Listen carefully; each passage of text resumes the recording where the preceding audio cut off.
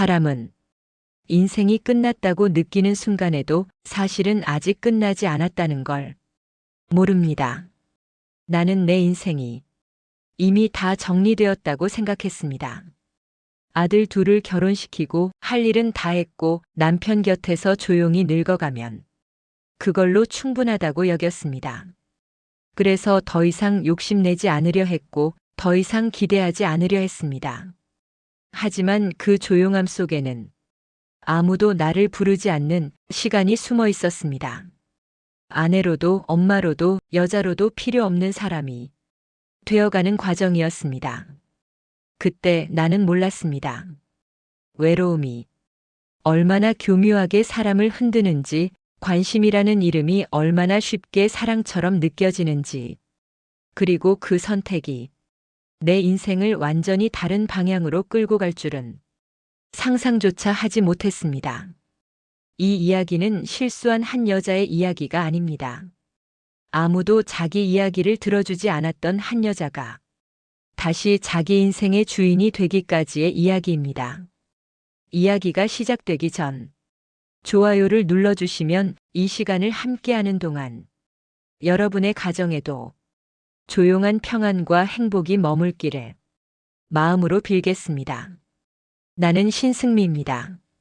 65살입니다. 사람들은 이 나이를 두고 이제는 편해질 나이라고 말합니다. 아들 둘을 결혼시켰고 며느리도 있고 손주도 있으니 할 일은 다 끝났다고 말합니다. 하지만 그 말들은 겉으로만 맞았습니다. 큰아들 홍평화는 결혼과 동시에 해외 파견 근무를 나갔고 며느리 화진과 손주 둘을 데리고 호주에서 살고 있습니다. 7살 손녀 예솔이와 아직 어린 손자 한솔이는 화면 속에서만 자라고 있습니다. 작은 아들 홍평호는 결혼한 지 얼마 되지 않았고 며느리 수영은 허니문 베이비로 만삭의 몸을 간신히 버티고 있습니다. 아들들은 각자의 가정을 꾸렸고 각자의 삶으로 완전히 들어갔습니다. 그건 당연한 일이었습니다. 문제는 그 다음이었습니다. 아들들이 떠난 뒤 집안에는 너무도 빠르게 정적이 내려앉았습니다. 아침에 일어나 식탁에 앉으면 맞은편 의자는 늘 비어 있었습니다. 남편 홍성민은 정년퇴직을 했지만 여전히 바빴습니다. 퇴직이라는 말이 무색할 만큼 회사 자문이라는 이름으로 출근했고 회의가 있다며 나갔고 사람을 만나야 한다며 늦게 들어왔습니다. 집에 있어도 그 사람은 항상 어딘가로 떠나 있는 느낌이었습니다. 같이 밥을 먹어도 각자 다른 생각을 하고 있었고 같이 TV를 봐도 같은 장면을 보고 있지 않았습니다. 대화는 점점 줄어들었고 말이 오가도 생활 이야기뿐이었습니다. 나는 하루에 몇 번씩 부엌과 거실을 오갔습니다. 누군가를 기다리는 사람처럼 국을 데웠다가 아무도 먹지 않을 반찬을 조금씩 만들었다가 괜히 정리할 것도 없는 집을 다시 닦았습니다. 그렇게 시간을 채우지 않으면 내가 사라질 것 같았기 때문입니다. 그러다 어느 날 거울 앞에 서게 되었습니다.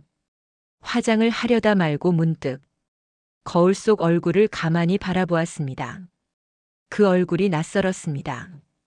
아내의 얼굴도 아니고 엄마의 얼굴도 아니고 누군가에게 필요한 사람의 얼굴도 아니었습니다. 그저 아무도 부르지 않는 사람의 얼굴이었습니다. 그날 나는 처음으로 스스로에게 질문했습니다. 나는 지금 누구인가? 그 질문은 생각보다 무거웠습니다. 그날 이후 아침에 눈을 뜨는 일이 버거워지기 시작했습니다. 해야 할 일이 없다는 게 사람을 이렇게 무너뜨릴 수 있다는 걸 그때 처음 알았습니다. 밥을 해도 맛을 느끼지 못했고 드라마를 봐도 이야기가 머리에 들어오지 않았습니다. 시간은 분명히 흐르고 있는데 나는 그 자리에 멈춰 있는 기분이었습니다. 며느리들은 바빴고 아들들은 더 바빴습니다. 연락은 용건이 있을 때만 왔고 통화는 늘 짧았습니다. 엄마, 다음에 또 전화할게. 그 말은 늘 다음이 없는 말이었습니다. 어느 날 아파트 부녀회장에게서 연락이 왔습니다. 노래교실이 새로 열리는데 한번 나와 보지 않겠느냐는 권유였습니다. 나는 웃으며 거절하려다 말을 삼켰습니다. 전화를 끊고 나니 이상하게도 가슴이 텅 빈 느낌이 들었습니다. 이렇게 하루를 보내고 이렇게 나이를 먹다 보면 정말로 아무도 나를 부르지 않게 될 것 같았습니다. 그래서 그냥 한 번만 가보기로 했습니다. 큰 기대도 특별한 이유도 없었습니다. 그저 사람들 사이에 앉아있기라도 하고 싶었습니다. 그 선택이 내 인생을 이렇게까지 뒤흔들 줄은 그때는 정말 몰랐습니다. 노래교실 문을 열던 그날 나는 다시 누군가의 시선 안에 들어갈 수 있을 거라는 아주 작은 기대를 처음으로 품고 있었습니다. 그리고 그 기대가 얼마나 위험한 시작인지도 아직은 알지 못했습니다. 노래교실은 아파트 단지 내 작은 문화센터에 있었습니다. 문을 열고 들어가자 이미 몇몇 사람들이 자리를 잡고 앉아 있었습니다.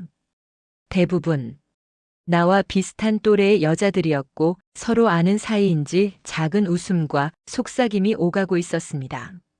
나는 괜히 늦은 사람처럼 조용히 뒤쪽 자리에 앉았습니다. 그때까지도 이 자리가 내 인생에 어떤 흔적을 남길지 전혀 알지 못했습니다. 잠시 후 문이 열리고 강사가 들어왔습니다. 처음 본 순간 나는 조금 당황했습니다. 생각했던 모습과 달랐기 때문입니다. 노래교실 강사라 하면 어디선가 본 듯한 평범한 중년 남자를 떠올리고 있었는데 그 사람은 생각보다 단정했고 생각보다 젊어 보였습니다. 흰 셔츠에 정돈된 바지, 과하지 않은 미소. 사람들 앞에 서는데 익숙한 태도였고 말을 꺼내지 않아도 공기가 그 사람 쪽으로 기울어지는 느낌이었습니다. 그는 자기소개를 하며 이름을 말했습니다. 데이비드리라고 했습니다. 본명보다 활동명에 가깝다는 설명도 덧붙였습니다. 그 이름이 입안에서 조금 낯설게 굴러갔지만 이상하게도 어색하지는 않았습니다. 그는 노래를 잘 가르치기보다는 사람을 편하게 만드는 방식으로 수업을 시작했습니다. 틀려도 괜찮다고, 음이 안 맞아도 괜찮다고, 중요한 건 소리를 내는 거라고 말했습니다. 그 말은 노래가 아니라 나에게 하는 말처럼 들렸습니다. 나는 그날 처음으로 큰 소리로 노래를 불렀습니다. 누군가에게 들리게 목소리를 내는 일이 이렇게 오랜만이라는 사실이 조금 놀라웠습니다. 수업이 끝나갈 무렵 그는 한 사람 한 사람을 보며 짧게 말을 건넸습니다. 형식적인 인사가 아니라 그 사람의 목소리나 표정을 짚어주는 말이었습니다. 내 차례가 되었을 때 그는 잠시 나를 보더니 이렇게 말했습니다. 목소리가 많이 눌려 있다고 했습니다. 노래가 아니라 삶에서 그렇다고 말했습니다. 그 말에 나는 괜히 웃음이 나왔습니다. 왜냐하면 아무도 그렇게 말해준 적이 없었기 때문입니다. 수업이 끝난 뒤 사람들은 삼삼오오 모여 이야기를 나누기 시작했습니다. 나는 그대로 집으로 돌아가려 했습니다. 그런데 뒤에서 그 사람이 나를 불렀습니다. 신승미 씨.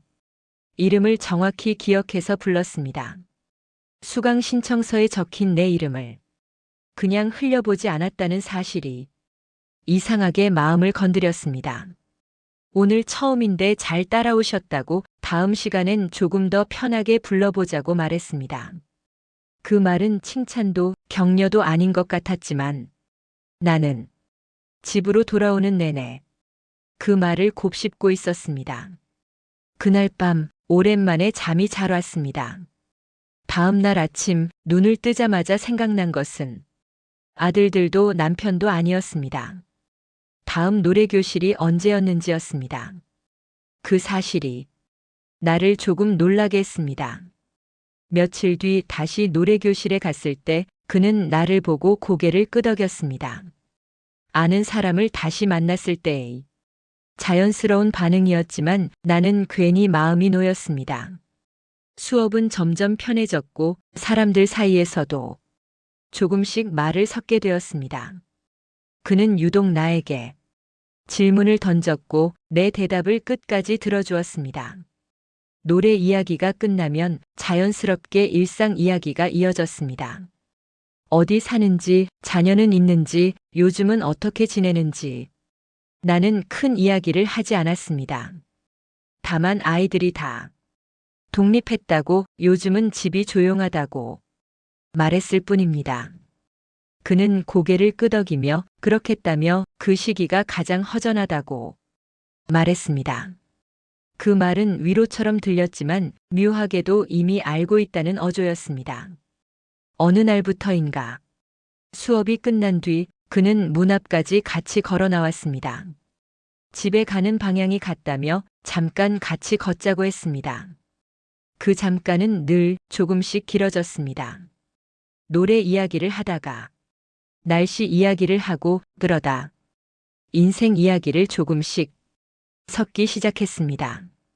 그는 자기 이야기는 많이 하지 않았습니다. 다만 젊었을 때 음악을 했고 사정이 있어 제대로 풀리지 못했다고 짧게 말했습니다. 지금은 노래를 가르치지만 언젠가는 자기 이름으로 무언가를 남기고 싶다고 했습니다. 그 말은 꿈처럼 들렸지만 허황되지 않았습니다. 오히려 오래 미뤄둔 사람이 조심스러운 말처럼 들렸습니다. 나는 그 말을 들으며 고개를 끄덕였습니다. 그런 마음이 어떤 건지 너무 잘 알고 있었기 때문입니다. 어느 날 그는 내가 자주 목이 쉬는 걸 보고 따뜻한 차를 건네주었습니다. 약국에서 산 아무 차가 아니라 자기가 직접 고른 거라며 목에 좋다고 했습니다. 그 사소한 배려가 내 마음을 조금 더 느슨하게 만들었습니다. 집에 돌아와 그 차를 마시며 나는 괜히 웃고 있었습니다. 그게 설렘인지 고마움인지 구분하지 않은 채 그냥 따뜻하다고만 느꼈습니다. 그때부터 나는 그 사람에게 조금씩 의존하고 있었습니다. 하루에 한 번, 아니 이틀에 한 번이라도 그 사람의 얼굴을 보지 않으면 괜히 하루가 비어있는 느낌이 들었습니다. 연락을 먼저 하지 않았는데도 그는 가끔 안부 문자를 보냈습니다. 수업 잘 오셨죠? 오늘 노래 좋았습니다. 목은 좀 괜찮으세요? 그 문장들은 짧았지만 딱 필요한 만큼만 다가왔습니다. 과하지 않았고 부담스럽지도 않았습니다. 그래서 더 위험했습니다. 어느 날 그는 웃으며 이렇게 말했습니다. 요즘 같이 노래하는 시간이 자기에게도 큰 힘이 된다고 말입니다. 그 말에 나는 괜히 심장이 조금 빨리 뛰는 걸 느꼈습니다. 하지만 그때까지도 나는 이게 어디로 가는지 생각하지 않았습니다. 그저 오랜만에 누군가와 같은 방향을 보고 있다는 느낌이 반가웠을 뿐입니다. 그 반가움이 조심해야 할 신호라는 걸 나는 아직 알지 못했습니다. 그리고 그 사람이 내 삶에 조금 더 깊이 들어오려는 준비를 하고 있다는 것도 그때의 나는 전혀 눈치채지 못했습니다. 노래교실은 어느새 내 일상의 중심이 되어 있었습니다. 요일을 기억하는 기준이 병원 예약도 가족 일정도 아니라 노래교실 수업이 되었습니다. 그날이 다가오면 아침부터 마음이 조금 가벼워졌고 집을 나설 때 옷을 한 번 더 고르게 되었습니다. 거울 앞에서 잠깐 머뭇거리며 스카프를 메었다 풀었다 하기도 했고 굳이 색이 조금 밝은 옷을 골라 입기도 했습니다. 그 변화가 크지 않다는 걸 나는 잘 알고 있었습니다. 하지만 그 조금이 나 자신에게는 생각보다 큰 의미로 다가오고 있었습니다.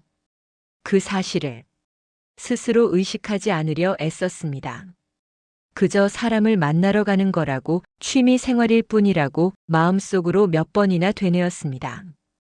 데이비드 리는 여전히 선을 넘지 않았습니다. 그래서 나는 안심했습니다. 그는 먼저 묻지 않았고, 먼저 다가오지 않았고, 먼저 사적인 감정을 드러내지 않았습니다. 다만 늘 내 말을 기억하고 있었습니다. 지난주에 목이 안 좋다고 했던 걸 기억했고 손주 이야기를 한번 흘려 말했을 뿐인데도 다음 주에 다시 물어봤습니다. 그런 세심함은 사람의 마음을 자연스럽게 열게 만들었습니다. 누군가가 내 말을 흘려듣지 않는다는 사실은 생각보다 강력했습니다. 어느 날은 수업이 끝난 뒤 비가 왔습니다. 사람들이 우산을 꺼내들며 하나둘 먼저 나갔고 나는 우산이 없어 뒤에 남아 당황하고 있었습니다. 그때 그가 말없이 우산을 내 쪽으로 기울였습니다. 같이 쓰고 정류장까지 가자고 했습니다. 그 짧은 거리에서 우리는 아무 말도 하지 않았습니다. 빗소리만 들렸고 그의 어깨와 내 어깨가 조금 가까웠습니다. 그 침묵이 불편하지 않았다는 사실이 오히려 마음을 흔들었습니다. 집에 돌아왔을 때 나는 괜히 젖은 신발을 한참이나 말렸습니다. 이미 마를 시간은 충분했는데도 괜히 손을 움직이고 싶었습니다. 그날 이후 나는 노래교실이 없는 날에도 괜히 문화센터 쪽을 지나가 보게 되었습니다. 마치 그 사람이 거기에 있을지도 모른다는 기대라도 하는 것처럼 말입니다. 어느 순간부터 그는 수업 전이나 후에 간단하게 커피를 같이 마시자고 했습니다. 그는 가볍게 노래 이야기만 하자고, 조금 더 가르쳐 드리면 노래를 잘할 수 있을 것 같아서 그런다고 보충 수업같이 생각하시라며 선부터 그었습니다.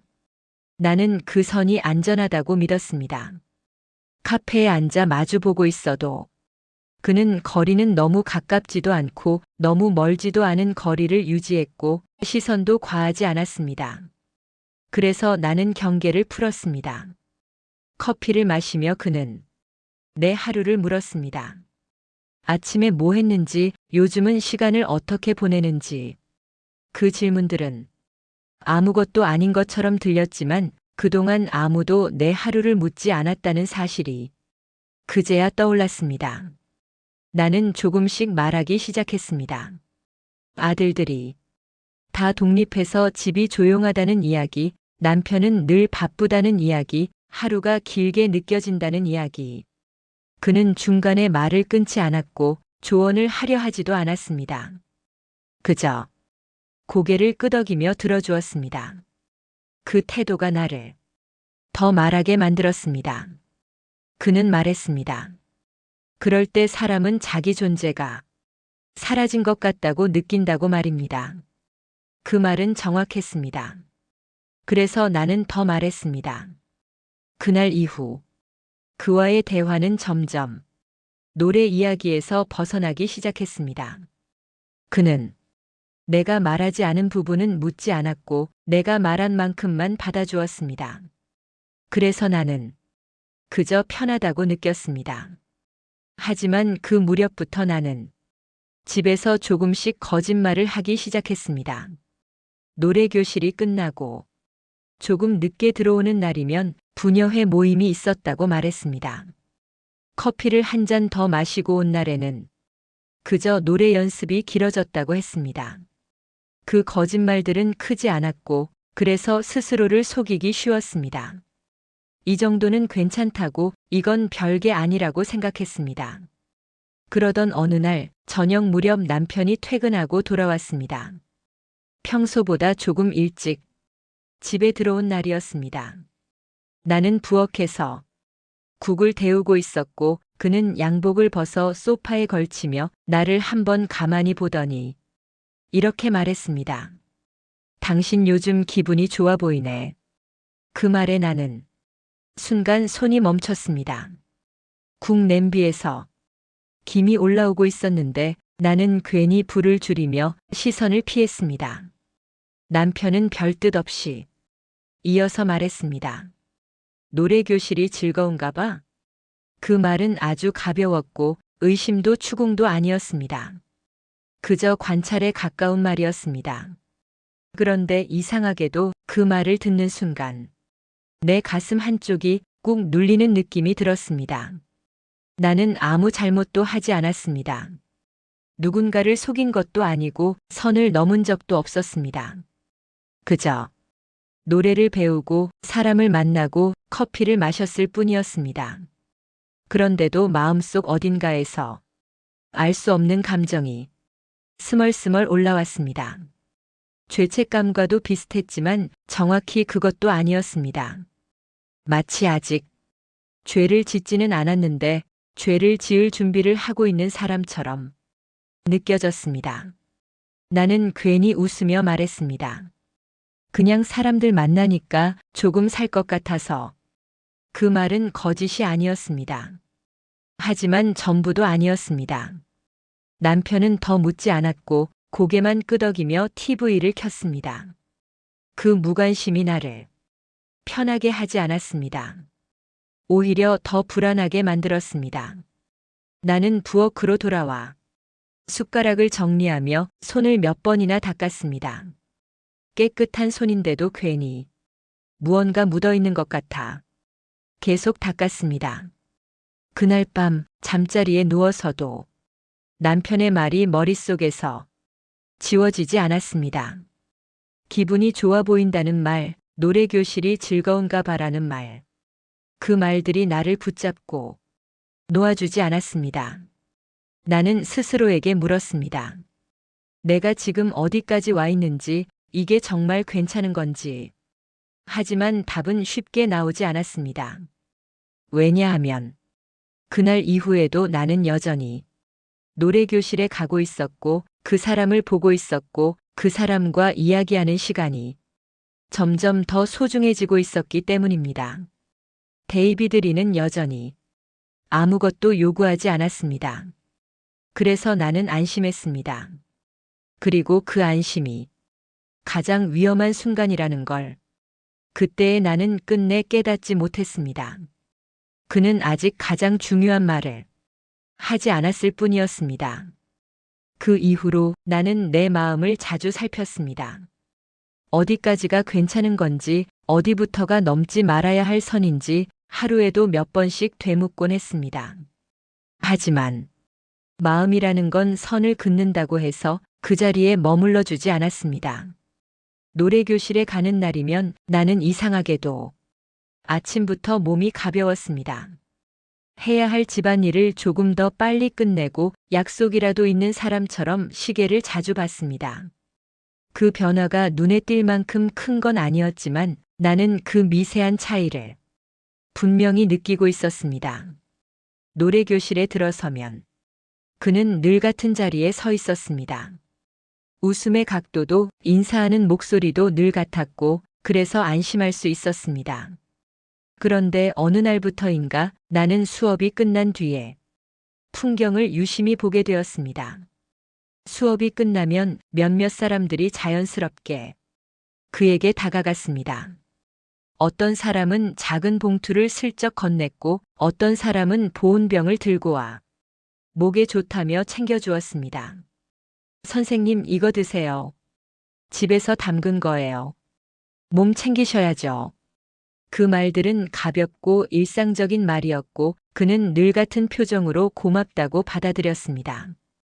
그 장면을 보며 나는 이상하게도 가슴이 조금 답답해졌습니다.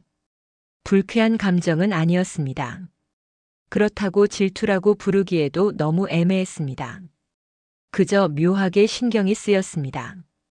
왜 그런 감정이 드는지 스스로에게 설명할 수가 없었습니다. 그 사람은 누구의 것도 아니었고 나는 아무 자격도 없었습니다. 그런데도 그 장면을 보고 있는 동안 나는 괜히 시선을 돌리게 되었습니다. 마치 보고 있으면 안 될 걸 보고 있는 사람처럼 느껴졌기 때문입니다. 그날 집으로 돌아오는 길에 나는 내가 왜 그런 감정을 느꼈는지 곱씹었습니다. 다들 그 정도는 할 수 있는 거라고, 노래교실에서는 흔한 일이라고 스스로를 타일렀습니다. 그런데도 마음 한구석이 편해지지 않았습니다. 며칠 뒤 수업이 끝난 후 그는 조용히 나를 불렀습니다. 오늘 노래가 지난번보다 훨씬 편해졌다고 말했습니다. 그 말은 칭찬이었지만 그 이상도 그 이하도 아니었습니다. 그런데도 나는 괜히 그 말을 오래 붙잡고 있었습니다. 집으로 돌아오는 길 엘리베이터 안에서 문득 내가 아무것도 챙겨주지 않았다는 사실이 떠올랐습니다. 그 생각이 왜 떠올랐는지 스스로도 이해가 되지 않았습니다. 챙겨줘야 할 이유도 없고 그럴 필요도 없는데 그 생각이 자꾸 머릿속에 맴돌았습니다. 며칠 뒤 또 다른 수강생이 반찬통을 들고 그에게 다가가는 걸 보았습니다. 그는 정중하게 받아들었고 늘 하던 것처럼 고맙다고 말했습니다. 그 모습을 보며 나는 이상한 감정을 느꼈습니다. 저 사람도 나랑 똑같구나. 그 생각이 스쳐 지나갔고 그 순간 나는 깜짝 놀랐습니다. 왜 나랑이라는 비교가 나왔는지 알 수 없었기 때문입니다. 나는 그날 집에 돌아와 냉장고를 열어보았습니다. 반찬들이 차곡차곡 정리되어 있었고 며칠은 거뜬히 먹을 만큼 충분했습니다. 그런데도 나는 국 냄비를 꺼냈습니다. 그 행동이 너무 자연스러워서 오히려 스스로가 무서웠습니다. 국이 끓는 동안 나는 몇 번이나 불을 줄였다 올렸다 하며 냄비 앞에 서 있었습니다. 이게 왜 필요한지, 왜 굳이 이러는지 스스로에게 설명하지 못한 채 그저 손을 움직이고 있었습니다. 그날 밤 남편은 평소처럼 늦게 들어왔고 나는 평소처럼 아무 말도 하지 않았습니다. 하지만 마음속에서는 이미 무언가가 조금씩 변하고 있다는 걸 느끼고 있었습니다. 아직 아무 말도 하지 않았고 아직 아무 행동도 선은 넘지 않았지만 나는 이미 한 발 늦어 있었습니다. 그 발걸음이 어디로 향하는지 알면서도 나는 멈추지 않았습니다. 그리고 그때의 나는 몰랐습니다. 이렇게 사소한 감정 하나가 사람을 얼마나 멀리 데려갈 수 있는지를 말입니다. 그날 이후로 나는 노래교실에 갈 때마다 내 마음을 한 번 더 단속했습니다. 괜히 기대하지 말자고, 괜히 앞서가지 말자고 속으로 몇 번씩 되뇌었습니다.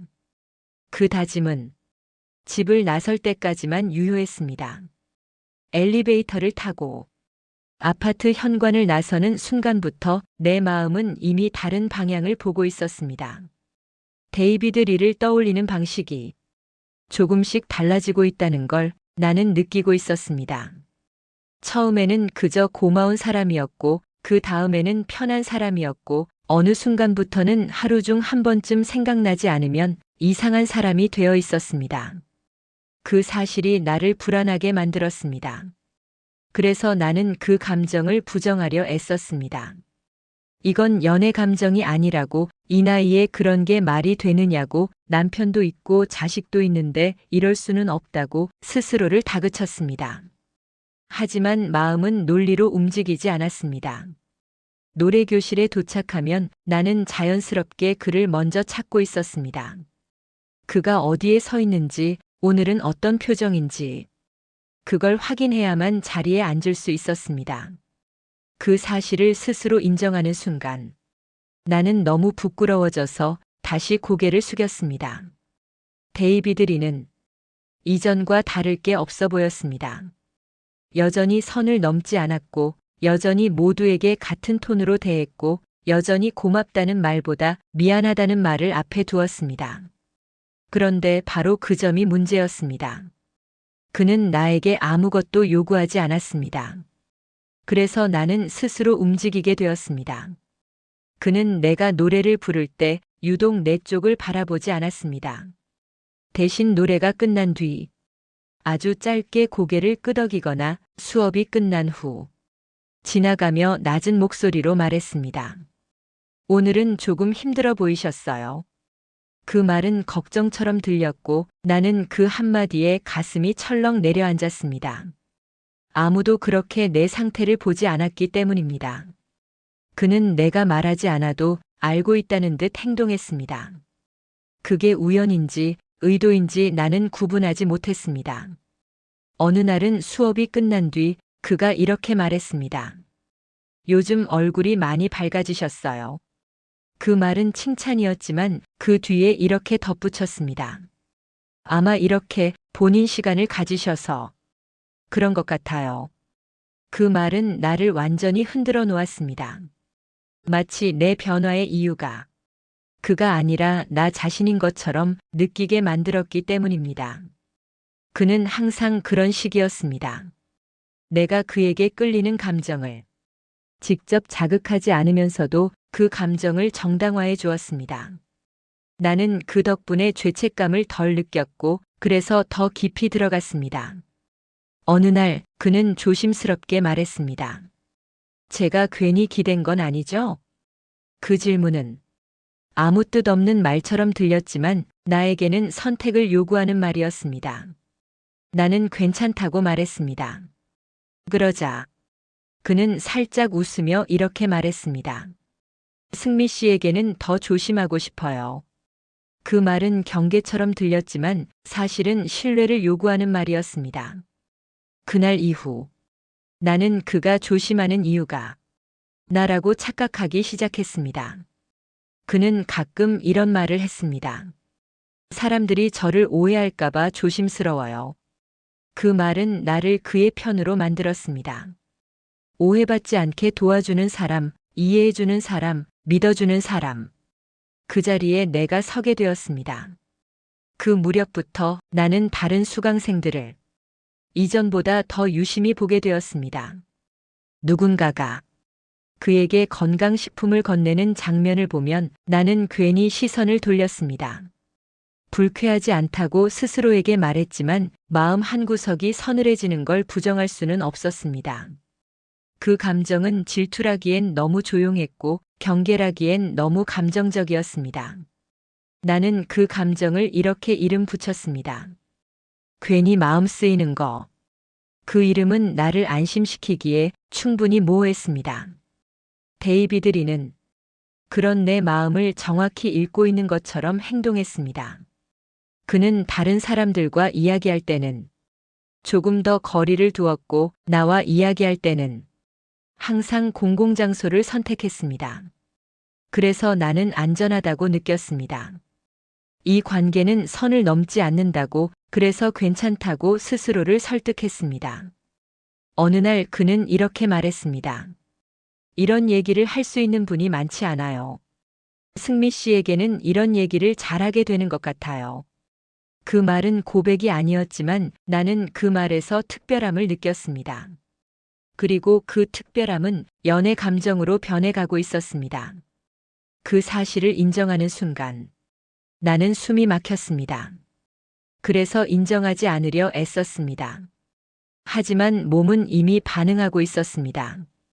그에게 문자가 오면 휴대폰을 바로 확인했고 답장을 보내고 나서 괜히 문장을 몇 번이나 고쳐보았습니다.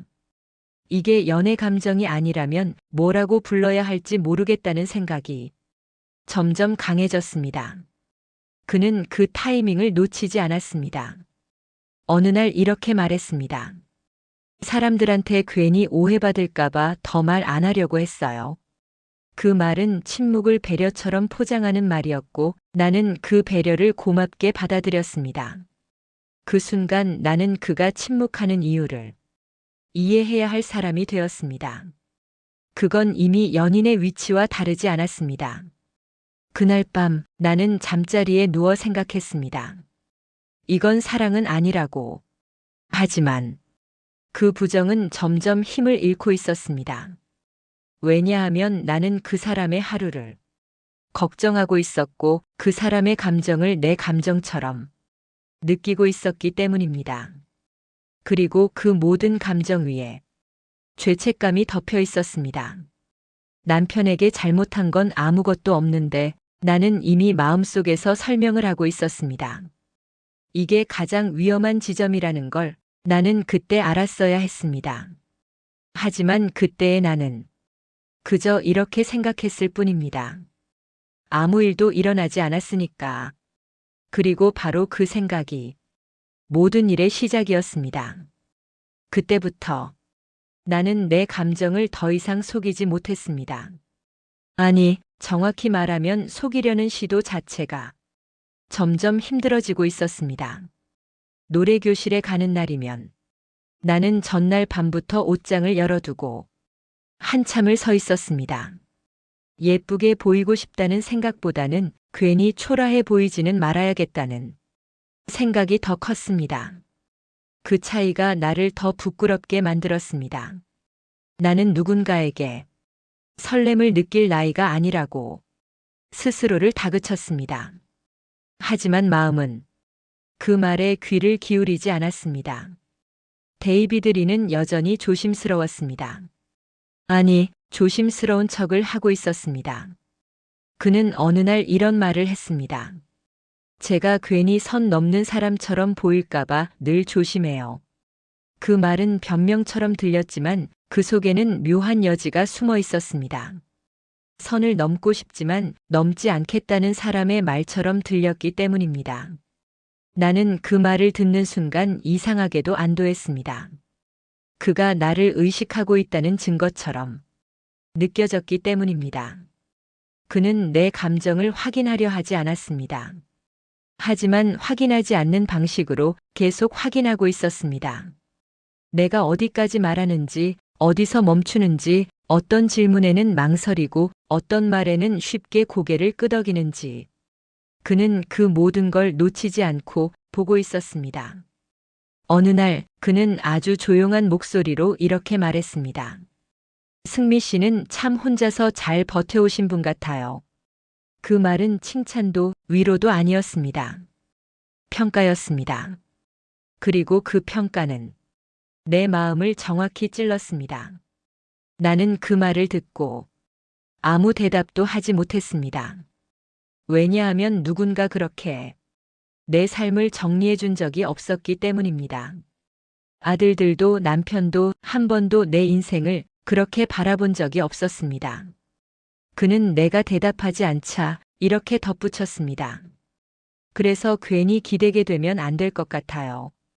승미 씨는 기댈 곳이 필요한 것 같으니까요. 그 말은 거리두기처럼 들렸지만 사실은 더 깊은 자리로 나를 끌어당기는 말이었습니다. 나는 그 순간 분명히 느꼈습니다.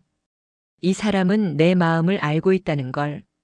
그리고 알면서도 확인하지 않음으로써 나에게 선택하게 만들고 있다는 걸. 그 선택이 가장 잔인한 방식이라는 걸 그때의 나는 몰랐습니다. 그날 이후 나는 그의 말 하나하나를 되새기기 시작했습니다. 괜히 문자의 답장을 조금 늦추고 그의 반응을 살폈고 내가 먼저 안부를 묻지 않으면 그가 어떻게 나오는지 지켜봤습니다. 그는 항상 같은 거리에서 멈췄습니다. 다가오지도 멀어지지도 않는 위치. 그 애매한 거리에서 나는 계속 그를 생각하게 되었습니다. 어느 날 그는 이렇게 말했습니다. 이 나이에 누군가에게 마음 쓰게 되는 게 참 조심스러워요. 그 말은 고백도 아니고 부정도 아니었습니다. 그래서 나는 그 말에 더 크게 흔들렸습니다. 그는 내 감정을 이상한 것으로 만들지 않았고 동시에 확정된 것으로도 만들지 않았습니다. 그 중간 지대에서 나는 혼자 계속 앞으로 걸어가고 있었습니다. 그리고 그 외로움 속에서 그는 결정적인 말을 건넸습니다. 이건 당신 잘못이 아니에요. 그 말은 아무 맥락 없이 툭 떨어졌지만 나는 그 말이 무엇을 의미하는지 본능적으로 알아차렸습니다. 내가 느끼는 감정, 내가 스스로를 책망하던 그 모든 것에 대한 면죄부였습니다. 그는 이렇게 덧붙였습니다. 사람은 외로우면 마음이 움직일 수밖에 없어요. 그 말은 이해처럼 들렸고 나는 그 이해에 완전히 기댔습니다. 그 순간 나는 깨닫지 못했습니다. 그가 내 죄책감을 덜어주는 방식으로 나를 자기 쪽으로 끌어당기고 있다는 걸. 그날 밤 나는 잠들기 전 이런 생각을 했습니다. 이 사람은 나를 이용하는 게 아니야.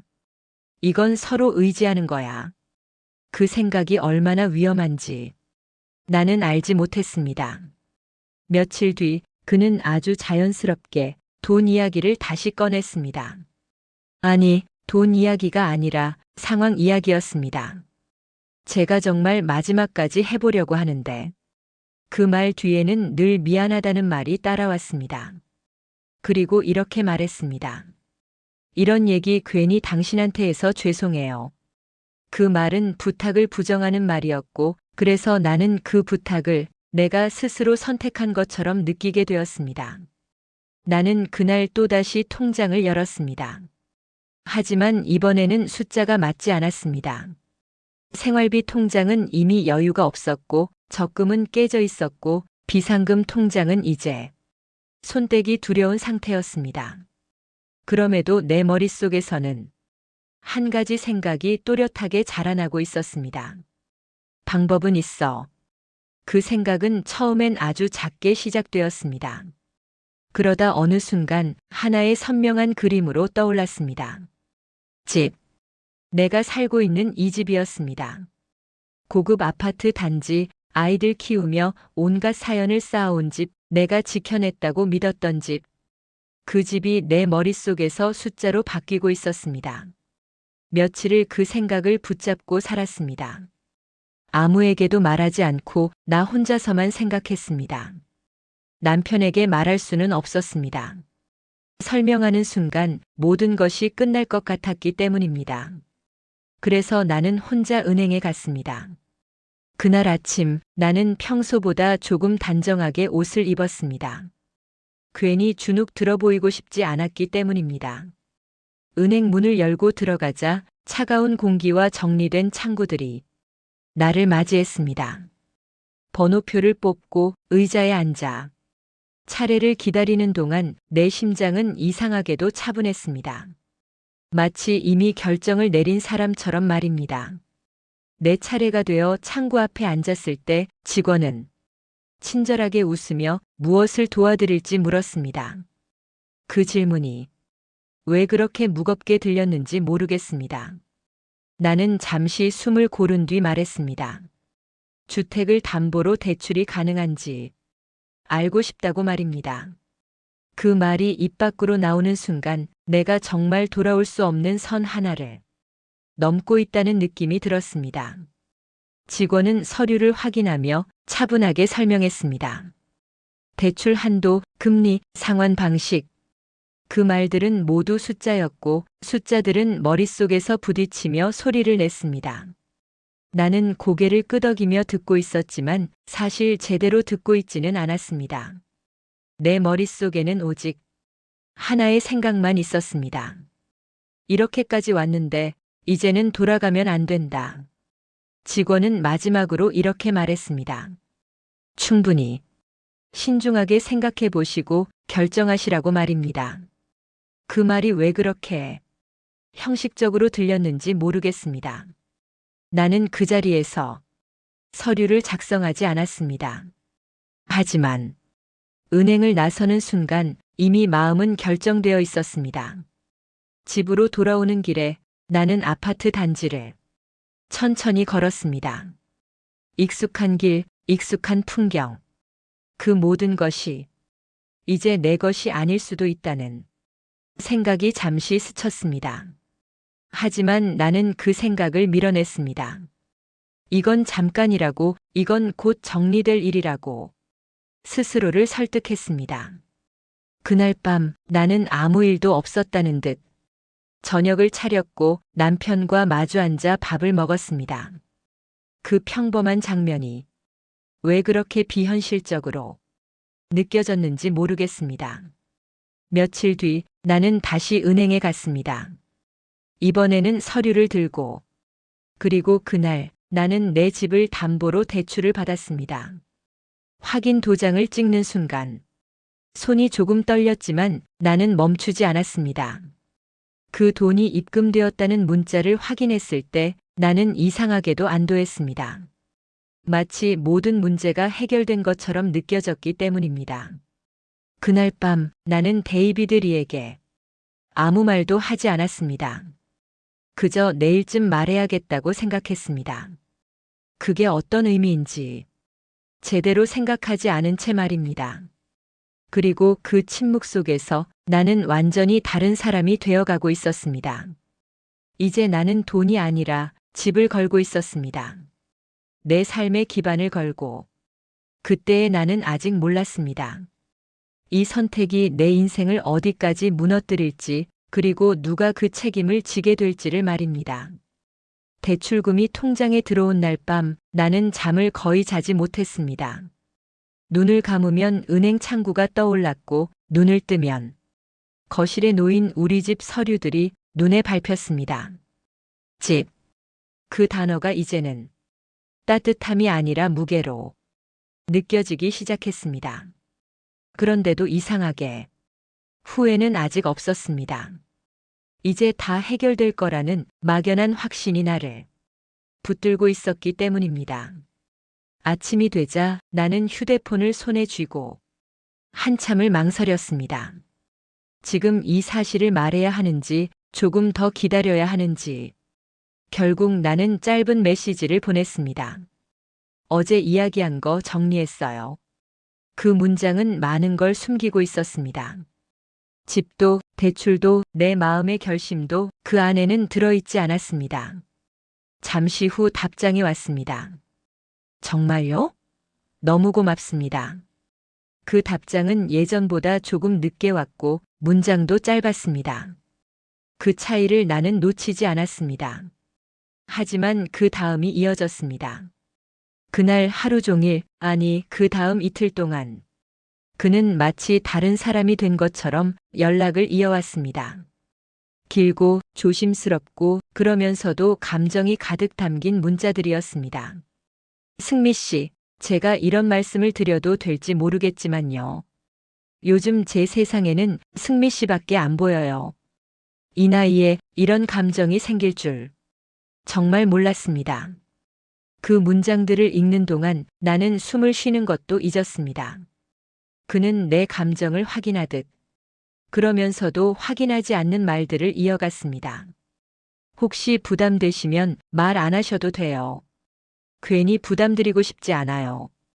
그 말들이 왜 그렇게 다정하게 느껴졌는지 모르겠습니다. 부담을 덜어주는 말처럼 보였지만 사실은 더 깊이 끌어당기는 말이었습니다. 그는 어느 날 이런 메시지를 보냈습니다. 이번 앨범에 들어갈 노래가 하나 있는데요. 가사를 쓰다가 문득 한 사람이 떠올랐어요. 나는 그 말을 읽고도 답장을 바로 보내지 못했습니다. 손이 떨렸기 때문입니다. 잠시 후 그는 다시 메시지를 보냈습니다. 그 사람이 누군지는 굳이 말 안 해도 아시겠죠. 그 문장은 확신처럼 보였고 나는 그 확신에 심장이 쿵 내려앉았습니다. 그는 그 다음 날 가사 일부를 사진으로 보내왔습니다. 종이에 손글씨로 적힌 가사였습니다. 직접적인 이름은 없었지만 문장 하나하나가 마치 내 이야기를 옮겨 적은 것처럼 느껴졌습니다. 오래 버틴 사람의 조용한 눈빛. 말하지 않아도 알아주는 단 한 사람. 그 문장을 읽는 순간 나는 눈물이 났습니다. 누군가가 나를 그렇게 봐주고 있다는 느낌은 너무 오래간만이었기 때문입니다. 그는 이렇게 덧붙였습니다. 이 노래의 주인공은 사실 승미 씨예요. 괜히 부담되실까봐 말 안 하려고 했는데. 그 말은 고백도 약속도 아니었습니다. 하지만 나는 그 말을 사랑처럼 받아들였습니다. 그는 계속해서 선을 지키는 척 했습니다. 지금은 상황이 상황이니까요. 정리만 되면 그때 차분히 이야기해요. 그 말들은 미래를 약속하지 않으면서도 미래를 상상하게 만들었습니다. 나는 그 메시지들을 지우지 못하고 몇 번이나 다시 읽었습니다. 그가 나를 필요로 한다는 느낌, 아니 사랑한다고 말하지 않으면서도 사랑처럼 느끼게 만드는 그 표현들이 내 마음을 완전히 붙잡았습니다. 그래서 나는 그에게 모든 걸 말하지 않았습니다. 대출 이야기, 집 이야기, 그 무게를 그에게 얹고 싶지 않았습니다. 대신 이렇게 말했습니다. 천천히 정리하면 될 것 같아요. 그 말은 그를 안심시키는 말이었고 동시에 나 스스로를 다독이는 말이었습니다. 며칠 뒤 우리는 노래교실이 끝난 후 잠깐 마주 앉았습니다. 그는 그날따라 내 눈을 정면으로 보았습니다. 그리고 아주 낮은 목소리로 말했습니다. 정말 고맙습니다. 제가 이 은혜를 어떻게 갚아야 할지. 그 말은 진심처럼 들렸고 나는 그 진심에 고개를 끄덕였습니다. 그때까지 나는 돈을 보내지 않았습니다. 그는 재촉하지 않았고 오히려 이렇게 말했습니다. 급하지 않아요. 승미 씨가 힘들어질까봐 그게 더 걱정이에요. 그 말이 나를 결정적으로 움직이게 만들었습니다. 내가 이 사람에게 필요한 존재라는 확신, 아니 사랑받고 있다는 착각이 그 순간 완성되었습니다. 그날 집으로 돌아와 나는 통장에서 큰 금액을 이체했습니다. 확인 버튼을 누르는 손은 이제 떨리지 않았습니다. 대신 가슴이 이상하게 조용했습니다. 마치 이미 모든 걸 건 사람처럼 말입니다. 확인 버튼을 누른 뒤 나는 한참 동안 휴대폰을 내려다보았습니다. 이번에는 바로 메시지가 오지 않았습니다. 그날 밤 나는 여러 번 휴대폰을 확인했습니다. 새벽이 되도록 알림은 울리지 않았습니다. 예전 같았으면 긴 감사 메시지와 다정한 말들이 연이어 왔을 시간입니다. 다음 날 아침 짧은 메시지가 왔습니다. 확인했습니다. 정말 감사합니다. 그게 전부였습니다. 이모티콘도 가사 이야기로 가득하던 그 다정함도 없었습니다. 그 문장을 몇 번이나 다시 읽어보면서 나는 처음으로 이런 생각을 했습니다. 왜 이렇게 형식적으로 느껴지지? 그 생각이 머릿속에 머무르자 가슴이 조금 조여왔습니다. 그때 문득 깨달았습니다. 고맙다는 말이 가장 많았던 순간은 돈을 보내기 전이었다는 사실을 말입니다. 하지만 나는 그 깨달음을 애써 밀어냈습니다. 지금 와서 의심하는 건 너무 비겁하다고 생각했기 때문입니다. 이미 여기까지 와버렸으니까. 노래교실에서 그를 다시 만났을 때 그는 여전히 웃고 있었습니다. 하지만 그 웃음은 이전과 조금 달라 보였습니다. 내 쪽으로 향하던 시선이 조금 늦게 머무르는 느낌. 그 미묘한 차이가 내 마음을 불안하게 만들었습니다. 수업이 끝난 뒤 그는 예전처럼 잠깐 이야기하자는 말을 하지 않았습니다. 대신 급한 일이 있다며 먼저 자리를 떴습니다. 그 뒷모습을 보며 나는 가슴이 묘하게 허전해졌습니다.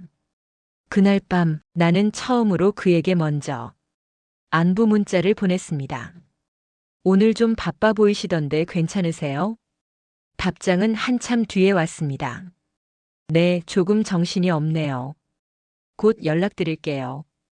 그 말은 예전에도 들어본 말이었지만 이번에는 이상하게 믿음이 가지 않았습니다. 며칠이 지날수록 그의 연락은 줄어들었고 답장은 점점 짧아졌습니다. 나는 스스로에게 말했습니다. 지금은 정말 중요한 시기일 거라고, 괜히 나까지 부담 주면 안 된다고. 그래서 더 이상 묻지 않았습니다. 그 침묵이 성숙함이라고 착각하면서 말입니다. 그러나 어느 날 문득 깨달았습니다. 내가 그의 하루를 기다리고 있는데 그는 내 하루를 묻지 않는다는 사실을 말입니다. 그 차이가 너무 선명해졌습니다. 그날 밤 나는 거실에 혼자 앉아 있었습니다. 불을 끄고 창밖을 바라보며 이런 생각이 처음으로 명확하게 떠올랐습니다. 혹시 그때의 말들이 다 필요해서였던 걸까? 그 질문은 아직 완성되지 않았지만 이미 내 마음을 파고들고 있었습니다. 그리고 나는 알고 있었습니다. 이제 되돌아가기에는 너무 멀리 와버렸다는 것을. 연락이 끊겼다는 걸 나는 처음부터 알고 있었습니다. 다만 인정하지 않았을 뿐입니다. 처음 하루는 바쁘겠지 생각했습니다. 이틀째는 정신이 없어서 그런 거라고 스스로를 설득했습니다. 사흘째가 되자 나는 문자를 보내지 않았습니다. 기다리고 싶지 않아서가 아니라 혹시 답장이 오지 않으면 내 마음이 무너질 것 같았기 때문입니다. 하지만 나흘째가 되었을 때 나는 더 이상 견딜 수 없었습니다. 아무 말도 없었습니다. 짧은 확인 메시지조차 없었고 늘 마지막에 붙이던 곧 연락드릴 게요라는 말도 없었습니다. 그제야 나는 휴대폰을 들여다보았습니다. 읽지 않음, 미확인. 그 단어들이 왜 그렇게 차갑게 보였는지 모르겠습니다. 그날 밤 나는 그가 보내왔던 예전 메시지들을 처음부터 다시 읽었습니다. 승미 씨는 제 세상의 전부예요. 이번 앨범은 사실 당신 이야기예요. 이 노래 가사를 부르면서 계속 당신이 떠올랐어요.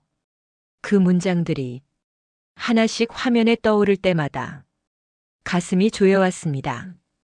그때까지도 나는 그 말들이 거짓이라고 생각하지 않았습니다. 아니, 생각하고 싶지 않았습니다. 다섯째 날 나는 용기를 내어 전화를 걸었습니다. 신호는 갔지만 받지 않았습니다. 다시 걸어도 마찬가지였습니다. 그제야 불안이라는 감정이 분명한 형태를 갖추기 시작했습니다. 그날 저녁 나는 노래교실 단체 공지를 확인했습니다. 다음 주 수업은 일정 조정으로 휴강이라는 안내였습니다. 그 문장을 보는 순간 가슴이 덜컥 내려앉았습니다. 노래교실이 사라진다는 건 그를 만날 수 있는 유일한 공간이 없어진다는 뜻이었기 때문입니다. 그날 밤 나는 잠을 전혀 자지 못했습니다. 혹시 무슨 사고라도 난 건 아닐까? 아니면 정말 너무 바빠서 연락을 못하는 걸까? 별별 생각이 다 들었지만 어느 쪽이든 확인할 길이 없었습니다. 그리고 그 다음 날 나는 결국 그 카페로 향했습니다. 그와 자주 앉아 있던 곳, 처음으로 가사 이야기를 들었던 곳, 그가 여기가 편하다고 말했던 그 카페였습니다. 사실 아무 기대도 하지 않으려 했습니다. 그냥 확인만 하고 오자고 마음먹었습니다. 없으면 없는 대로 돌아오면 된다고 스스로에게 말했습니다. 카페 문을 열고 들어가는 순간 커피 냄새와 익숙한 음악이 나를 맞이했습니다. 그리고 나는 그 자리에 그가 있을 거라고 전혀 생각하지 못했습니다. 그는 창가 쪽 테이블에 앉아 있었습니다. 웃고 있었습니다. 그 웃음은 내가 알던 웃음이었습니다. 하지만 그 앞에 앉아 있는 사람은 내가 아니었습니다. 새로 본 얼굴, 노래교실에서 몇 번 스쳐 지나갔던 새 회원이었습니다. 그 여자는 그의 말을 들으며 고개를 끄덕였고 그는 몸을 조금 앞으로 기울이며 이야기하고 있었습니다. 그 모습은 너무 자연스러웠고 너무 익숙해서 나는 숨이 막혔습니다. 그는 그 여자에게도 그렇게 웃는구나. 그 생각이 머리를 세게 쳤습니다. 그 순간, 그동안 내가 붙잡고 있던 모든 장면들이 한꺼번에 무너져 내렸습니다. 가사 속 주인공이라는 말, 세상에 나밖에 없다는 표현, 조심스럽게 선을 지킨다던 그 태도. 그 모든 것이 지금 눈앞의 장면과 겹쳐지며 산산조각 났습니다. 나는 그 자리에 서서 움직일 수가 없었습니다. 혹시 나를 보면 어쩌지? 아니 혹시 아무렇지도 않게 인사라도 하면 어쩌지? 별별 생각이 다 들었지만 그는 나를 보지 못했습니다. 아니, 보지 않았습니다. 그 사실이 더 아팠습니다. 카페를 나와 길을 걷는데 발바닥이 땅에 닿지 않는 느낌이 들었습니다. 그날따라 거리는 유난히 밝았고 사람들은 각자의 일상을 살고 있었습니다. 그 속에서 나만 시간이 멈춘 것 같았습니다. 집에 도착해 문을 닫는 순간 나는 주저앉았습니다. 그리고 처음으로 그 단어가 입 밖으로 나왔습니다. 사기. 아주 작은 목소리였지만 그 말은 내 귀에 너무 또렷하게 들렸습니다. 말하는 순간 몸이 덜덜 떨렸습니다. 그 단어를 입 밖으로 낸다는 건 지금까지의 모든 선택이 잘못이었다는 걸 인정하는 일이었기 때문입니다. 나는 그 단어를 몇 번이나 되뇌었습니다. 사기. 사기였구나. 나한테는 사기였구나. 그 순간 눈물이 쏟아졌습니다. 돈 때문이 아니었습니다. 집 때문도 아니었습니다. 내가 믿었던 말들, 내가 특별하다고 느꼈던 순간들, 내 인생에 다시 찾아왔다고 믿었던 설렘과 의미가 전부 거짓이었다는 사실이 나를 무너뜨렸습니다. 그리고 가장 아팠던 건 그 모든 거짓이 너무 정교했다는 사실이었습니다. 그는 나만을 속인 게 아니었을지도 모른다는 생각이 그제야 들었습니다. 그날 밤 나는 거울 앞에 서서 한참을 나를 바라보았습니다. 그리고 처음으로 이렇게 말했습니다. 신승미, 너 당했다. 그 말은 비난이 아니라 현실이었습니다. 그 현실을 인정하는 순간 나는 다시 숨을 쉬기 시작했습니다. 하지만 그 숨은 아직 아팠습니다. 그날 이후 나는 울지 않았습니다. 울면 다시 무너질 것 같았기 때문입니다. 대신 나는 움직였습니다. 머릿속이 아무리 혼란스러워도 몸을 가만히 두면 생각은 더 나쁜 쪽으로만 흘러간다는 걸 이미 알고 있었습니다. 그래서 나는 그 카페로 다시 갔습니다. 그와 자주 앉았던 곳, 그가 여긴 사람이 많아도 이상하게 편해요라고 말하던 곳. 혹시라도 정말 우연이었을까? 혹시 그날의 장면이 내가 너무 예민해서 본 착각이었을까? 그 가능성을 완전히 지워버리고 싶었습니다. 그날 나는 아침 일찍 카페에 들어갔습니다. 창가가 보이는 자리에 앉아 커피를 한 잔 주문했습니다. 그리고 기다렸습니다. 1시간, 2시간, 3시간. 사람들이 들어왔다 나가고 컵이 몇 번이나 비워졌는데도 나는 그 자리를 떠나지 않았습니다. 기다리는 동안 나는 내가 이렇게까지 해야 하는 사람인지 수없이 스스로에게 물었습니다. 하지만 돌아갈 수는 없었습니다. 이미 모든 걸 걸어버린 뒤였기 때문입니다. 점심시간이 지나고 카페 안이 조금 한산해졌을 때 문이 열렸습니다. 그리고 그가 들어왔습니다. 데이비드 리. 그의 옆에는 그날 내 눈에 박혔던 그 새로운 회원이 함께 있었습니다. 두 사람은 익숙한 듯 자리를 잡았고 그는 웃고 있었습니다. 그 웃음은 노래교실에서 보던 웃음과 조금도 다르지 않았습니다. 그 순간 내 안에서 무언가가 뚝 끊어졌습니다. 나는 자리에서 일어났습니다. 다리가 후들거렸지만 멈추지 않았습니다. 그들 쪽으로 걸어가며 나는 내가 어떤 표정을 하고 있는지도 모르겠다는 생각이 들었습니다. 나는 그의 앞에 섰습니다. 그리고 말했습니다. 왜 연락을 피하느냐고, 왜 아무 말도 없었느냐고. 내 목소리는 생각보다 차분했습니다. 그는 처음엔 놀란 표정을 지었습니다. 아주 잠깐. 그 다음 순간 그의 얼굴은 완전히 달라졌습니다. 그는 의자를 조금 뒤로 밀며 말했습니다. 회원님, 우리가 꼭 연락해야 할 사이였나요? 그 말은 질문이 아니라 선긋기였습니다. 나는 순간 말을 잃었습니다. 그는 내 반응을 확인하듯 다시 말했습니다. 사적으로 연락한 건 사실이지만 그게 오해를 살 관계는 아니잖아요. 저는 호의로 회원님의 노래를 조금 더 봐드렸을 뿐이에요. 그 말은 내 모든 시간을 지워버리는 문장이었습니다. 나는 숨을 들이쉬며 말했습니다. 그동안 했던 말들, 가사 이야기, 나밖에 없다는 말들. 그러자 그는 웃었습니다. 아주 차갑게. 그건 제가 팬 서비스 차원으로 말한 거예요. 제 팬이시잖아요. 그 말과 함께 그는 이렇게 덧붙였습니다. 그런데 회원님, 이렇게 따라다니시면 곤란해요. 그리고 결정적인 말을 했습니다. 계속 이러시면 스토킹으로 신고할 수밖에 없어요. 그 말이 공기를 찢었습니다. 스토킹. 그 단어가 내 귀에 꽂히는 순간 세상이 한번 뒤집힌 것처럼 느껴졌습니다. 나는 돈을 보낸 사람이었고 집을 담보로 대출까지 받은 사람이었고 그의 말을 믿었던 사람이었는데 그 순간 나는 범죄자가 되어 있었습니다. 그때 옆에 앉아있던 그 새로운 회원이 입을 열었습니다. 아, 그분이시구나. 그 여자는 나를 위아래로 훑어보며 말했습니다. 선생님이 말씀하신 그 스토커 같은 회원분. 그 말은 너무 자연스러워서 나는 잠시 현실을 의심했습니다. 그 여자는 이어서 이렇게 말했습니다. 아까부터 몇 시간이나 여기 계셨죠?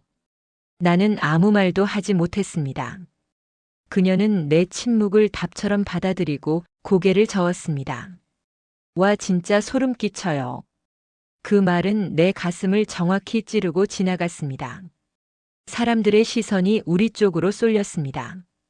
나는 그제야 깨달았습니다. 이 자리는 진실을 말하는 곳이 아니라는 걸. 그는 이미 자기 이야기를 먼저 뿌려두었고 나는 그 이야기 속에서 미친 사람이 되어 있었습니다. 데이비드 리는 마지막으로 이렇게 말했습니다. 다시는 이렇게 찾아오지 마세요. 그 말은 경고처럼 들렸고 나는 그 자리에서 아무 말도 하지 않고 돌아서 나왔습니다.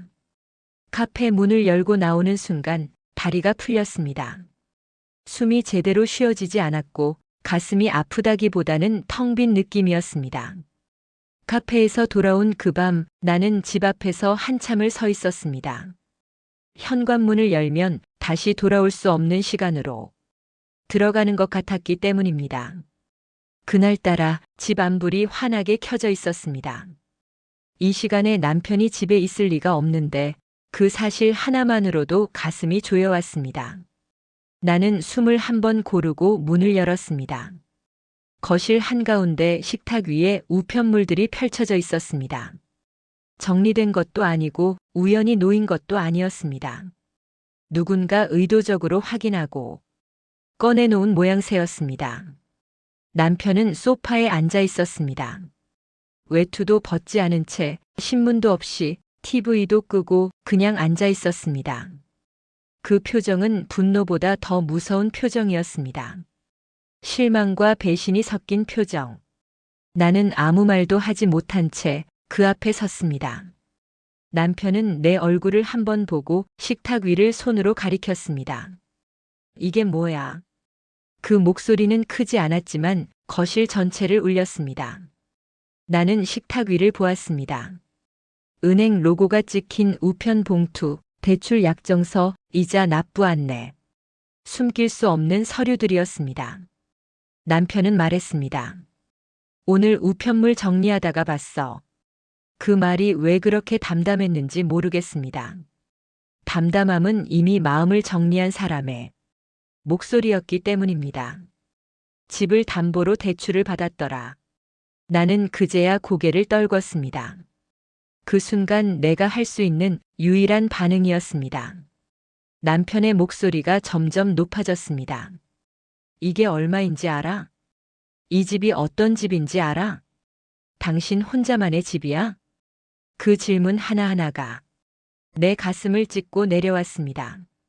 나는 입을 열었지만 말이 나오지 않았습니다.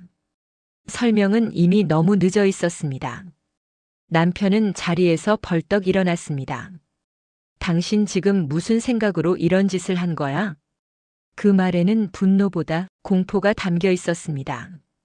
자기 인생이 흔들리고 있다는 공포. 나는 그제야 말했습니다. 미안해요. 그 한마디가 내 입에서 나왔을 때 남편은 웃었습니다. 아주 짧게, 아주 차갑게. 미안하다고 될 일 같아? 바람을 필 거면 차라리 그냥 피지. 집까지 갖다 바치면서까지 바람이 피고 싶었어? 그 말은 나를 완전히 무너뜨렸습니다. 그날 밤 집안은 조용했지만 침묵은 폭풍처럼 몰아쳤습니다. 그런데 그건 시작에 불과했습니다. 잠시 후 전화가 울렸습니다. 첫째 아들 홍평화였습니다.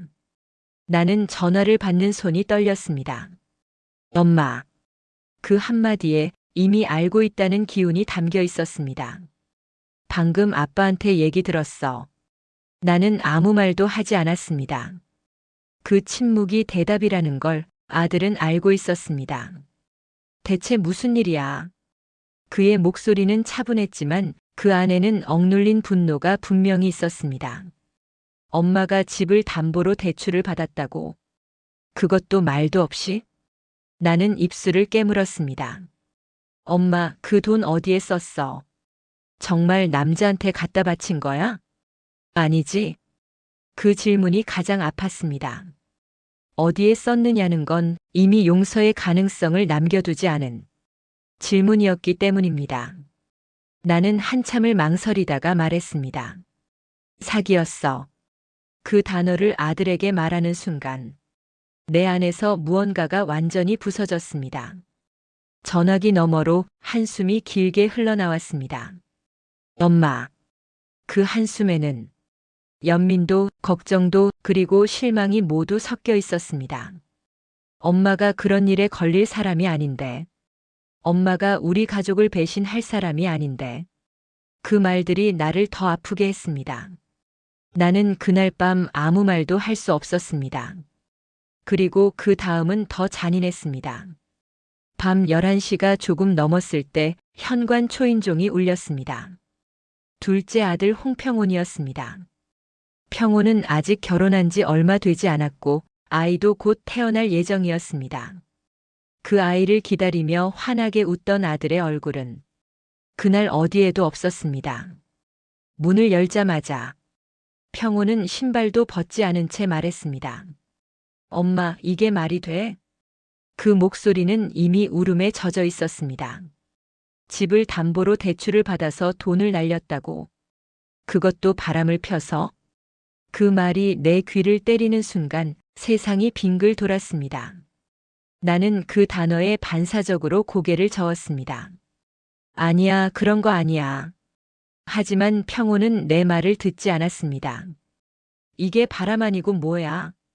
대체 이걸 내가 어떻게 설명해? 그는 양손으로 머리를 쥐었습니다. 엄마.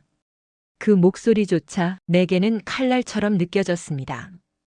지금 처갓집 식구들이랑 아내한테 뭐라고 말해야 할지 모르겠어. 그 말에 평호는 참았던 울음을 터뜨렸습니다. 아이 곧 나오는데 내가 이걸 어떻게 설명해? 엄마가 집을 담보로 대출을 받아서 남자한테 돈을 줬다고. 그 말은 사실이면서도 사실이 아니었습니다. 하지만 설명할 시간도 기회도 없었습니다. 이미 이야기는 그렇게 정리되어 있었습니다. 남편은 한마디도 하지 않고 그 장면을 지켜보고 있었습니다. 그 침묵이 가장 무서웠습니다. 나는 그 자리에서 무너졌습니다. 의자에 앉아 고개를 숙인 채 울지도 못했습니다.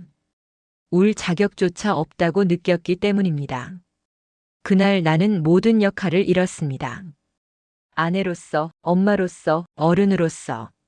남은 건 문제의 근원이라는 이름뿐이었습니다. 평호는 마지막으로 이렇게 말했습니다. 엄마, 이거 어떻게든 해결해. 나 우리 애한테 남자한테 빠져서 집 날린 외할머니 만들고 싶지 않아. 그 말은 부탁이 아니라 절망이었습니다. 그날 밤 그가 돌아간 뒤 집안은 완전히 비어버린 느낌이었습니다. 남편은 방으로 들어갔고 문을 닫았습니다. 나는 거실에 혼자 남았습니다. 그리고 그때 확실히 알았습니다. 이건 내 감정의 문제가 아니라 내 인생 전체를 건 싸움이라는 걸. 이제 더 이상 무너질 바닥은 없었습니다. 그래서 나는 그날 노트를 다시 펼쳤습니다. 눈물로 번진 첫 페이지 위에 이렇게 적었습니다. 이건 끝까지 가야 한다. 그 문장을 적는 순간 나는 처음으로 피해자가 아니라 싸우는 사람이 되었습니다. 그리고 그 선택이 다음 날 모든 걸 뒤집게 될 줄은 그때의 나는 아직 몰랐습니다. 그날 밤 나는 식탁에 앉아 있었습니다. 불을 켜지도 않고 그저 서류 위에 손을 얹은 채 가만히 있었습니다. 은행 대출 약정서, 이체 내역, 그가 보낸 메시지 출력물, 손글씨로 적어 보냈던 가사 사진. 이제 이것들은 나를 부끄럽게 만드는 증거가 아니라 그를 묶어두는 증거였습니다. 다음 날 경찰서에 다시 출석했습니다. 이번에는 혼자가 아니었습니다. 같은 일을 겪은 사람들이 함께 왔고 우리 모두는 같은 표정을 하고 있었습니다. 울지 않는 얼굴, 흔들리지 않는 눈. 담당 수사관은 자료를 차분하게 정리하며 말했습니다. 조금 중요한 사실이 확인됐습니다. 그 한마디에 조사실의 공기가 달라졌습니다. 수사관은 파일을 하나 열었습니다. 그 안에는 우리가 알고 있던 이름이 아니라 전혀 다른 이름이 적혀 있었습니다. 데이비드 리라는 이름은 가명입니다. 그 말이 떨어지는 순간 나는 이상하게도 놀라지 않았습니다. 이미 그는 모든 것이 가짜였기 때문입니다. 본명은 이덕배입니다. 그 이름을 듣는 순간 조사실 안에서 아주 작은 정적이 흘렀습니다. 이덕배. 그는 단 한 번도 그 이름을 입에 올린 적이 없었습니다. 항상 자신을 데이비드라고 불렀고 그 이름에 자기 인생을 덧입혀 살았습니다. 수사관은 이렇게 덧붙였습니다. 피의자는 본명을 극도로 부끄러워하며 사용을 기피해왔습니다. 그 말은 설명이면서도 고백처럼 들렸습니다. 나는 그제야 이해했습니다. 그가 왜 자기 이야기를 항상 과장된 이름으로만 포장했는지, 왜 과거 이야기를 피했는지, 왜 자기 실체를 드러내지 않으려 했는지. 그는 자기 이름 하나 제대로 마주하지 못한 사람이었습니다. 그리고 그 부끄러움을 가명으로 덮은 채 다른 사람의 인생을 훔쳐 살고 있었습니다. 조사는 더 깊이 들어갔습니다. 그의 계좌, 통화 내역, 이동 경로. 그리고 그제야 또 하나의 사실이 드러났습니다. 노래교실을 연결해준 사람. 우리가 아무 의심 없이 믿었던 그 사람. 부녀회장이었습니다. 항상 웃으며 우리 강사님 너무 좋죠? 라고 말하던 사람, 사모님들 사이에서 영향력이 컸던 사람. 그녀가 단순한 소개자가 아니라는 사실이 밝혀졌습니다. 수사관은 단호하게 말했습니다. 부녀회장은 피의자와 오랜 기간 사적인 관계, 즉 연인 관계였습니다. 그 말이 나오는 순간 나는 눈을 감았습니다. 퍼즐의 마지막 조각이 맞춰지는 느낌이었습니다. 그녀는 우연히 노래교실을 연결한 게 아니었습니다. 의도적으로 사람을 골랐고 그 기준은 명확했습니다. 재산 상태가 안정적인 사모님들, 집을 소유하고 있는 여성들, 남편이 바쁘거나 관계가 소원한 가정. 수사관의 말은 칼날처럼 정확했습니다. 그녀는 사람을 소개한 것이 아니라 먹잇감을 선별해 건넸습니다. 그리고 그 대가로 일정 금액을 받았다는 정황도 확보됐다고 했습니다. 그 순간 분노가 아니라 허탈함이 밀려왔습니다. 노래교실, 웃음, 친절, 이웃이라는 가면. 그 모든 것이 하나의 공모였다는 사실이 너무 잔인했기 때문입니다. 부녀회장은 곧바로 경찰 조사를 받게 되었습니다. 그녀는 처음에는 모든 걸 부인했다고 들었습니다. 그냥 소개만 했을 뿐이다. 사적인 관계는 아니었다. 하지만 메시지와 통화 기록은 거짓말을 허락하지 않았습니다.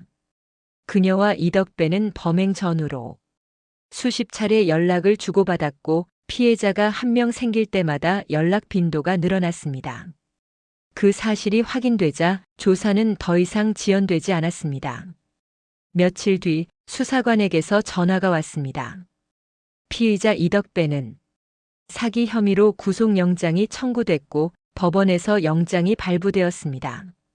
그 말을 듣는 순간 나는 눈을 감았습니다. 구속. 그 단어는 복수가 아니었습니다. 정리였습니다. 그는 도망치지 못했고 말로 빠져나갈 수도 없었습니다. 그의 가명도 가사도 거짓된 사랑도 이제 아무 힘이 없었습니다. 뉴스에는 짧게 보도되었습니다. 노래교실 강사로 활동하며 중년 여성들을 상대로 연애 감정을 유도해 금전을 편취한 50대 남성 구속. 이름은 나오지 않았지만 나는 알았습니다. 그 기사 속 남자가 누구인지. 데이비드 리가 아니라 이덕배라는 사실을. 그는 끝까지 자기 이름을 숨기려 했지만 결국 자기 이름으로 수갑을 찼습니다. 그게 가장 아이러니한 결말이었습니다. 부녀회장 역시 공범으로 입건되었고 조사를 받는다는 소식이 전해졌습니다. 그녀는 우리에게 사과하지 않았습니다. 하지만 사과는 더 이상 필요하지 않았습니다. 진실이 드러났고 책임이 따랐기 때문입니다. 판결이 끝났다는 소식은 조용히 도착했습니다. 신문의 작은 기사, 법원 공지, 그리고 짧은 통보. 이덕배 구속 유지. 공범 유죄 인정. 모든 것이 정리된 듯 보였습니다. 사람들은 말했습니다. 그래도 참교육이네. 속인 놈이 잘못이지. 이제 좀 편해지겠네. 하지만 그 말들은 내게 닿지 않았습니다. 왜냐하면 판결이 끝나도 한 가지는 끝나지 않았기 때문입니다. 내가 바람을 폈다는 사실. 법원은 그 사실을 판결하지 않았고 뉴스는 그 사실을 다뤄주지 않았지만 세상은 그 사실을 잊어주지 않았습니다. 집안의 공기는 여전히 차가웠습니다. 남편은 필요한 말만 했습니다. 아이들은 연락을 하지 않았습니다. 나는 집 안에 있으면서도 혼자였습니다. 그날 나는 거울 앞에 서서 나를 봤습니다. 사기 피해자, 증언자, 용기 낸 사람. 그 모든 이름들 뒤에 남아있는 진짜 나. 아내로서 선을 넘은 사람, 엄마로서 가족을 부끄럽게 만든 사람. 그 이름이 내 가슴을 눌렀습니다. 나는 점점 말이 없어졌고 잠도 줄었고 밥맛도 사라졌습니다. 어느 날 문득 이런 생각이 들었습니다. 내가 사라지면 이 집은 조용해질까? 그 생각은 처음엔 스쳐 지나갔지만 며칠 뒤에는 자리를 잡았습니다. 나는 그 생각을 밀어내려 했습니다. 하지만 외면은 그 생각을 더 크게 만들었습니다. 그날 밤 나는 책상 앞에 앉았습니다. 종이 한 장과 펜을 꺼냈습니다. 그리고 처음으로 그들에게 미안하다는 말을 적었습니다. 변명도 설명도 없었습니다. 그저 미안하다고, 고맙다고, 부끄럽다고 썼습니다. 남편에게는 이렇게 적었습니다. 당신을 사랑하지 않았던 건 아니에요. 하지만 지켜야 할 선을 넘었습니다. 그건 어떤 이유로도 용서받을 수 없다는 걸 알아요. 아들들에게는 이렇게 적었습니다. 엄마는 강한 사람이 아니었어. 그래도 너희를 사랑한 마음만은 거짓이 아니었어. 마지막 줄에는 짧게 적었습니다. 미안합니다. 그 편지를 식탁 위에 놓고 나는 집을 나섰습니다. 새벽 공기가 차가웠습니다. 하지만 그 차가움이 오히려 마음을 가라앉혀 주었습니다. 그때 나는 아무 계획도 세우지 않았습니다. 그저 걸었습니다. 어디로 가는지도 모른 채 걸었습니다. 그 시각 판결 결과를 직접 듣고 싶다며 일찍 퇴근한 남편 홍성민은 집에 도착했습니다. 현관을 열자 이상할 만큼 조용했습니다. 불은 켜져 있었고 신발은 있었지만 내 모습은 보이지 않았습니다. 식탁 위에 놓인 편지를 보는 데는 오래 걸리지 않았습니다. 봉투에 적힌 글씨를 보는 순간 남편의 손이 떨렸습니다. 그는 편지를 끝까지 읽지 못했습니다. 중간쯤에서 전화기를 집어들었습니다. 둘째 아들 홍평훈에게 전화했습니다. 엄마가 없다. 그 한마디에 평훈의 목소리가 떨렸습니다. 무슨 말이야? 남편은 짧게 말했습니다. 편지 놓고 나갔다. 그들은 곧바로 집을 나섰고 동시에 경찰에 신고했습니다. 실종. 그 단어는 그제야 현실이 되었습니다. 그 시간 나는 한강 근처를 걷고 있었습니다. 물 위에 비친 불빛들이 흔들리고 있었습니다. 나는 다리 위에 서서 난간을 붙잡았습니다. 그 순간에도 뛰어내릴 생각을 구체적으로 하지는 않았습니다. 그저 이 자리에서 사라지고 싶다는 생각뿐이었습니다. 그때 등 뒤에서 조심스러운 목소리가 들렸습니다. 어머님 괜찮으세요? 경찰이었습니다. 누군가의 신고로 출동한 경찰이 나를 발견한 것이었습니다. 나는 아무 말도 하지 못했습니다. 잠시 후 급하게 달려온 차 소리, 그리고 익숙한 목소리. 승미야. 남편이었습니다. 그 옆에는 홍평훈이 있었습니다. 두 사람의 얼굴은 지쳐 있었고 눈은 붉게 충혈되어 있었습니다. 나는 그들을 보자마자 무너졌습니다. 미안해요. 그 말밖에는 할 수 없었습니다. 내가 당신들한테 씻을 수 없는 상처를 줬어요. 남편은 조심스럽게 다가와 말했습니다. 다 알아. 그래도 돌아오자. 그 말은 명령도 설득도 아니었습니다. 부탁이었습니다. 홍평호는 잠시 고개를 숙이고 있다가 말했습니다. 엄마, 용서가 지금 되는 건 아니야. 그 말에 내 심장이 철렁 내려앉았습니다. 하지만 그는 이어서 말했습니다. 그래도 지금 안 돌아오면 나는 더더욱 용서 못해. 그 말은 정직했고 그래서 더 아팠습니다. 나는 울면서 고개를 끄덕였습니다. 돌아갈게. 그날 나는 가족과 함께 집으로 돌아왔습니다. 집안은 여전히 차가웠지만 그날은 문이 닫히지 않았습니다. 그 이후로 모든 것이 바로 좋아지지는 않았습니다. 용서는 시간이 필요했고 신뢰는 더 오래 걸렸습니다. 나는 그 사실을 받아들였습니다. 그리고 사죄하는 마음으로 살기 시작했습니다. 말을 줄였고 행동을 늘렸고 변명을 하지 않았습니다. 남편과 같이 살았습니다. 같이 밥을 먹고 같이 잠들고 같이 침묵했습니다. 그 침묵이 벌이 아니라 과정이라는 걸 알기까지 시간이 걸렸습니다. 지금 나는 완전히 용서받은 사람은 아닙니다. 하지만 살아있는 사람입니다. 그리고 그 사실이 가끔은 기적처럼 느껴집니다. 이 이야기를 여기까지 들어주신 여러분께 말하고 싶습니다. 잘못을 저질렀다고 해서 사라져야 하는 건 아닙니다. 상처를 줬다고 해서 돌아오지 말아야 하는 것도 아닙니다. 사과는 도망이 아니라 남아있는 사람의 일입니다. 나는 남았습니다. 그리고 매일 조금씩 책임을 지고 살아가고 있습니다. 그게 내가 선택한 속죄의 방식입니다. 이 이야기가 여러분의 마음에 조금이라도 닿았다면 구독과 좋아요는 이런 이야기를 계속 전할 수 있는 큰 힘이 됩니다. 이 이야기를 들으며 떠오른 생각이나 여러분의 경험이 있다면 부담 없이 댓글로 남겨주세요. 여러분의 한마디가 또 다른 누군가에게는 큰 위로가 됩니다.